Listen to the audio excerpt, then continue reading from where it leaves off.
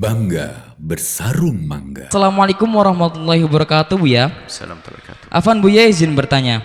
Ada seorang guru TPQ yang melarang wali murid membeli di warung depan TPQ. Bahkan sampai mengancam jika tetap membeli akan diberi sanksi baik kepada murid ataupun kepada orang tuanya. Apakah hal ini diperkenankan dalam Islam? Bukankah hal tersebut sama saja dengan menutup pintu rezeki orang lain? Mohon bimbingannya, Buya. Syukron. Wassalamualaikum warahmatullahi wabarakatuh. Waalaikumsalam warahmatullahi wabarakatuh. Ini banyak terjadi hal-hal seperti itu.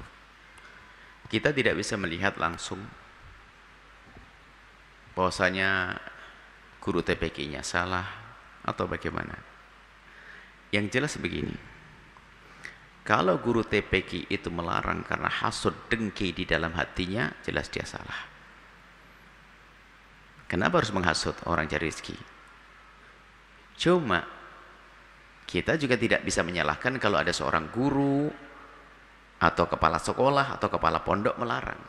Karena mungkin ada hubungannya dengan peraturan. Mungkin yang jualan ini tidak mau ikut peraturan. Misalnya santri TPQ laki-laki semuanya. Mohon maaf, misalnya laki-laki semuanya.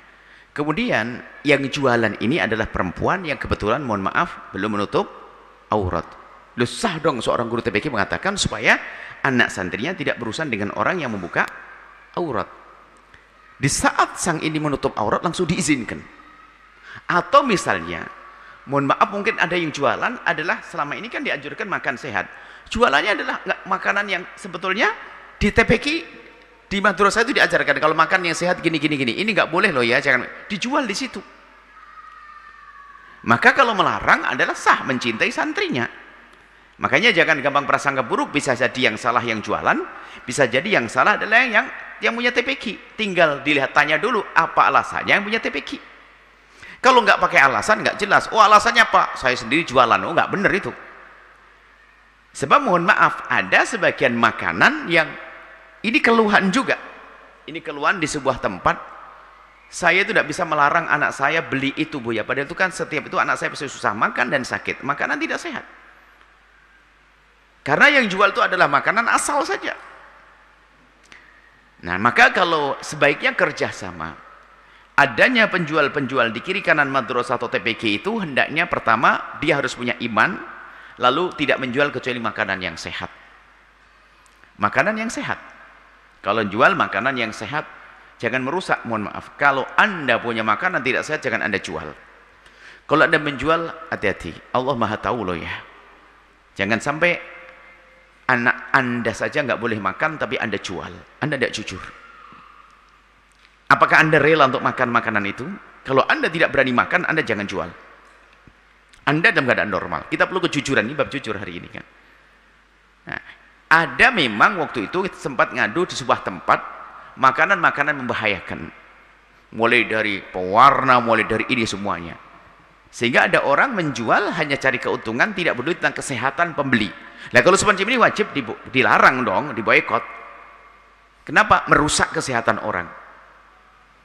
Lah, apalagi itu peraturan pondok, kamu tidak boleh gitu ya, membeli makanan seperti itu membahayakan. Apalagi nanti bisa menjual, mohon maaf, kita tidak mengatakan merendahkan orang yang belum pakai kerudung, belum, kita tidak boleh merendahkan siapapun. Cuman kalau anak laki-laki berhadapan dengan orang yang belum menutup aurat, kalau di saat melihat mau tidak mau harus menghindar, dan itu menjadikan sebab dia dosa. Maka seorang pengurus bisa saja mengatakan jangan, mungkin berkata bisa saja menunduk, ya tinggal saja. Yang jualan menyesuaikan dong, karena Allah, saya jualan di tempat pesantren, di tempat madrasah, di tempat TPQ sebagai seorang perempuan karena Allah. Nah, kalau karena Allah itu kan indah. Saya akan menutup aurat saya lillahi ta'ala. Kan jadi indah semuanya. Nah, kalau dia keras kepala, lah dengan gayanya, dengan ininya, lah kalau keras kepala, kita pun tidak boleh merendahkan di saat ada orang belum menutup aurat, hanya kita, tapi harus kita doakan. Cuman berhak, ini kejadian, berhak seorang ketua TPQ melarang anaknya belanja ke tersebut karena ada urusannya membiasakan aurat. Itu sah loh begitu tuh. Yang penting bukan karena ngiri. Maknanya nih, kalau seandainya dia sudah memenuhi aturan di sekolah ini, maka langsung saya suruh belanja ke sana. Misalnya makanan sehat, jangan jual makanan ini. Makanan bahaya kesehatan, jangan dijual. Nah, yang nggak boleh adalah pengurus TPQ tiba-tiba saja melarang tanpa sebab, tapi ternyata diam-diam ngiri di dalam hatinya, itu kebusukan seorang ustadz atau ustadzah. Nah, ini tidak bisa kita langsung menyalahkan siapa yang salah, gitu loh. Kita perlu lihat apa sih yang terjadi yang sesungguhnya di lapangan. Bisa jadi yang salah adalah ketua TPQ-nya karena ada hasud di dalam dirinya, bisa jadi dilarang adalah benar karena apa, yang jual mungkin tidak memenuhi syarat, atau makanan yang sehat, atau dia cara menjual mungkin dandanannya adalah tidak pantas sekali, buka tidak layak lah.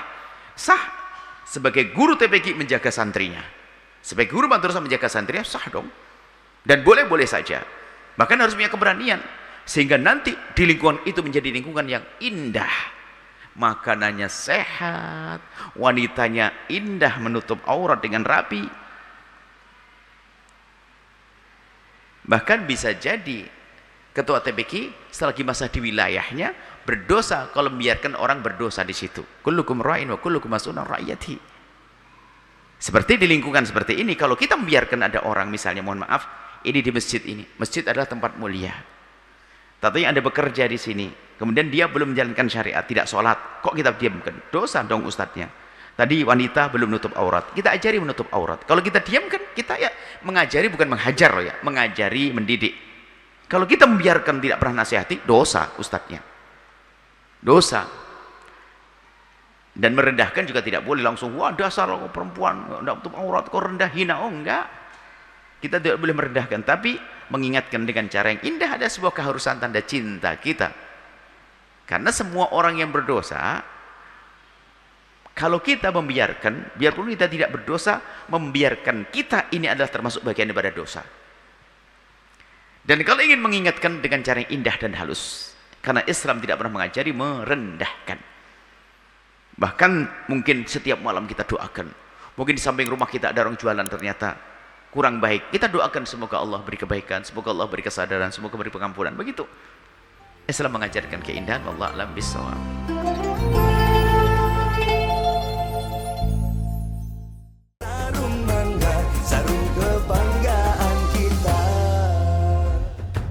Bangga bersarung mangga. Sahabat Al-Bahjah TV, setelah menyaksikan video ini, jangan lupa bersolawat kepada baginda Nabi Muhammad. Shollu ala Nabi Muhammad. Allahumma sholli alaihi wa ala alihi wa sahbihi.